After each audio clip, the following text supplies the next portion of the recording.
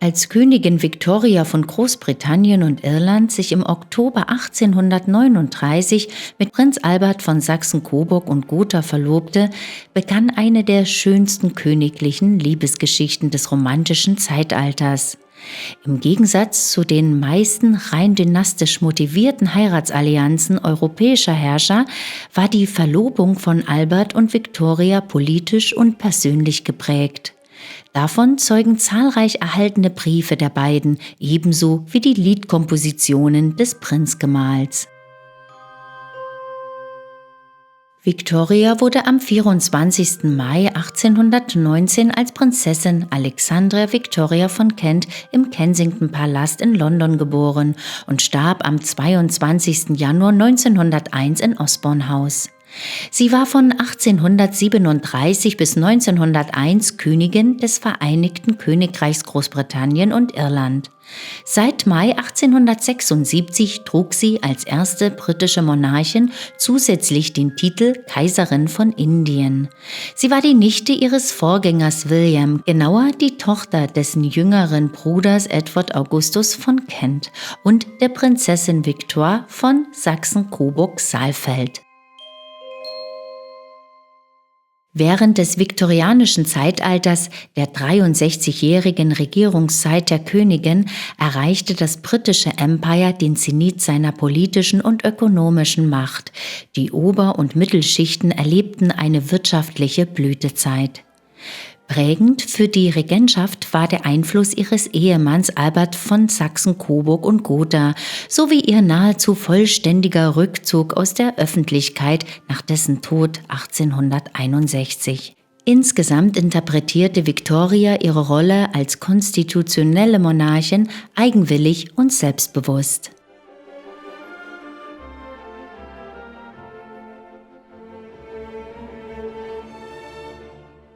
Während des viktorianischen Zeitalters florierte Großbritanniens Wirtschaft. Das lag vor allem daran, dass die industrielle Revolution nun auch im Bergbau und Maschinenwesen ihre Folgen zeigte und Großbritannien lange Zeit einen technologischen Vorsprung sicherte. Besonders der Ausbau des Eisenbahnnetzes hatte weitreichende Auswirkungen. Die Innenpolitik des viktorianischen Zeitalters konnte revolutionäre Umbrüche wie in anderen europäischen Staaten vermeiden.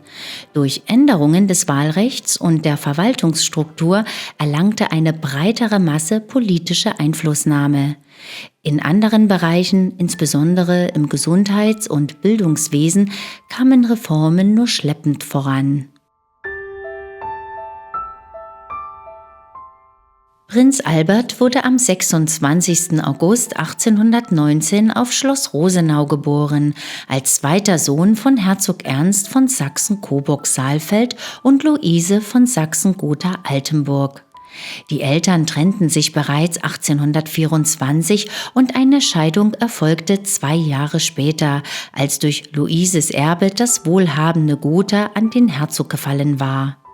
Nach der Abreise Luises aus Coburg 1824 sah sie ihre Kinder nie wieder. Die beiden zurückgelassenen Söhne Ernst und Albert wuchsen durch die schwierigen Umstände ihrer frühen Kindheit eng zusammen und verbrachten bis 1838 fast jeden Tag gemeinsam. Der Vater sorgte für ein umfassendes Bildungsprogramm für beide.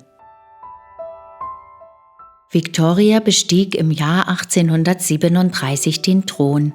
Ihre Krönung in Westminster Abbey am 28. Juni 1838 markierte den Beginn einer 63 Jahre und 7 Monate andauernden Regentschaft.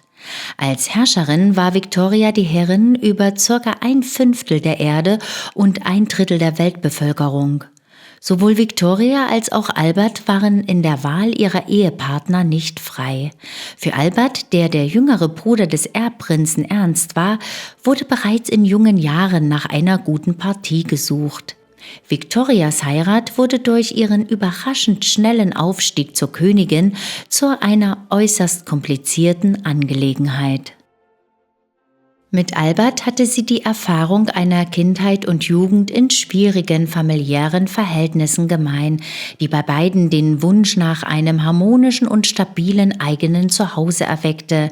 Denn während Albert sich Zeit seines Lebens um Pflichterfüllung und Moral, Fleiß und Anstand bemühte, nahm Ernst II. Im Kreise seiner Künstlerfreunde das Leben deutlich leichter.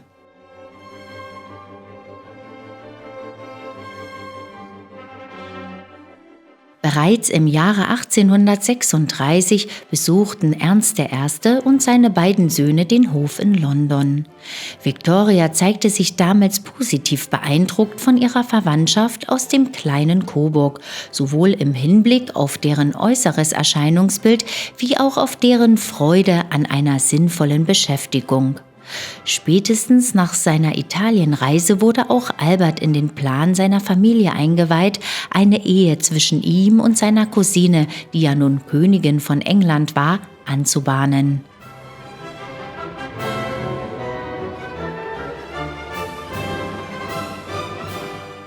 Onkel Leopold und Vater Ernst taten ihr Möglichstes, um die Dinge auf den Weg zu bringen.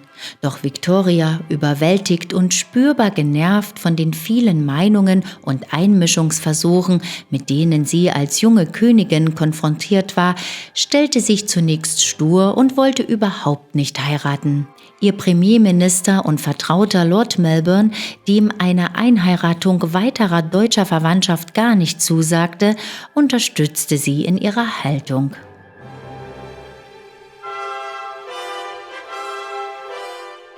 Oktober 1839 brachte die große Wende. Victoria verliebte sich Hals über Kopf in Albert und hielt tatsächlich um seine Hand an. Albert war überwältigt von der schnellen Entwicklung und den starken Gefühlen, die ihn einerseits mitrissen, ihn andererseits aber auch einzuschüchtern schienen.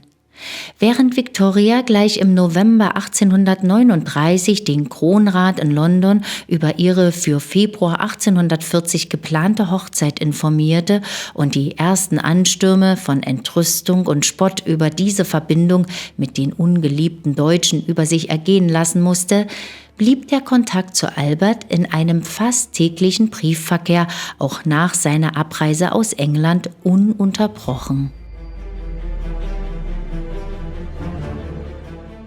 Die ersten harten Konflikte, die diese Beziehung belasten sollten, ließen nicht lange auf sich warten. Der offizielle Status des deutschen Prinzen und zukünftigen Ehemanns der Königin in England war von Anfang an umkämpft. Und diese Kämpfe übertrugen sich auch auf das Verhältnis zwischen Victoria und Albert. So wurde Albert der ihm zustehende Titel zunächst verweigert. Darüber hinaus entschied Victoria allein über alle seine Mitarbeiter. Letzteres sorgte noch vor der Hochzeit für intensive Diskussionen zwischen den Verlobten und das teilweise in dem künftig so typischen Mix aus deutscher und englischer Sprache.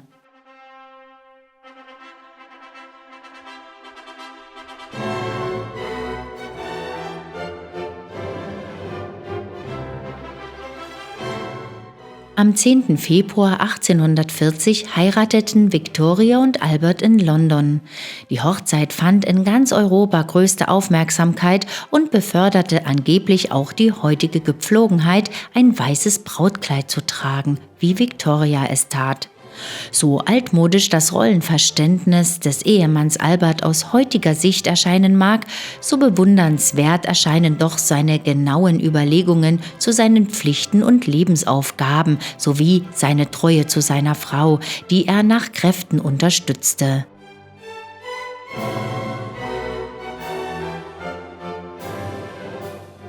Wie stark der Zusammenhalt zwischen beiden war, zeigte sich in Extremsituationen wie beispielsweise den insgesamt 7 Attentaten auf ihr Leben, die sie gemeinsam weitgehend unversehrt überstanden. Aufgrund der Belastung Victorias durch die Schwangerschaften übernahm Albert nun zunehmend auch politische Aufgaben, was Victoria anfangs gar nicht recht war.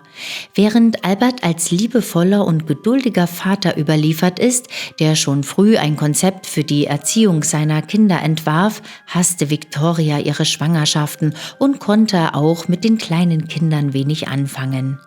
Albert dagegen berichtete stolz von seinen Kindern und konnte im Kreise der Familie spürbar entspannen. Zurückgezogen von der unberechenbaren und umkämpften Welt der Politik war Albert glücklich, wenn er Zeit mit seinen Vertrauten, seinen Tieren und in der freien Natur verbringen konnte. Darin unterschied er sich übrigens wesentlich von seinem Bruder Ernst, der jeden Abend das Theater besuchte und Großveranstaltungen mit vielen Menschen, wie zum Beispiel Sängerfeste, liebte. An ihrem Geburtstag im Jahr 1843 schrieb Königin Victoria in ihrem Tagebucheintrag: »Mein liebster Gemahl hatte die große Güte, mir das zu schenken, was ich mir schon so lange wünschte.« Üblicherweise beschenkten sie einander an ihren eigenen Geburtstagen auch gegenseitig.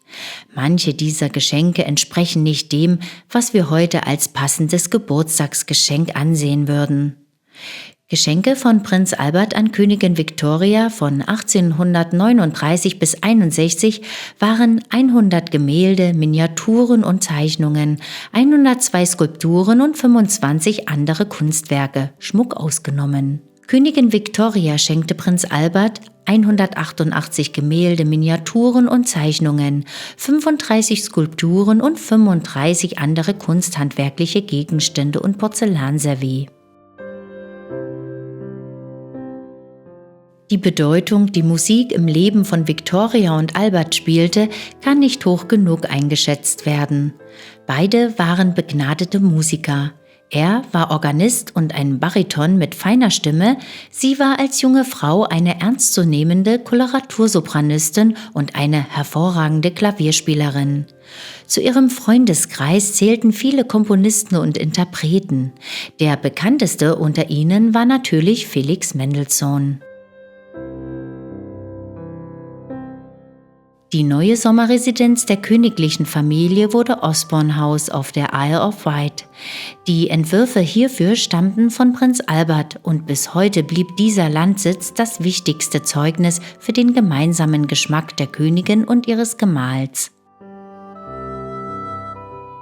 Die Planung des Familienflügels in Osborne verband die Bewegungsfreiheit durch miteinander verbundene Empfangsräume mit der Anordnung der häuslichen Bereiche und deren Anbindung an die Hauptzimmer. Die großen Glasfenster lassen die Räume besonders hell erscheinen und bieten einen Ausblick über die Terrassen auf das Meer.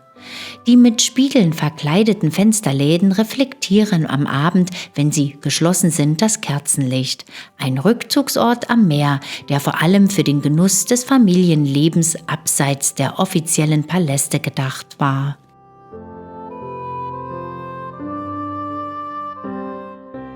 Der Korridor im Erdgeschoss wurde zum Aufstellen von Skulpturen entworfen und durch diesen kamen die Kinder vom Spielen am Strand mit ihren Fischernetzen zurück. Ich kenne keine anderen Sommerhäuser, die so aussehen, und dies muss einen starken Eindruck auf jene Kinder gemacht haben.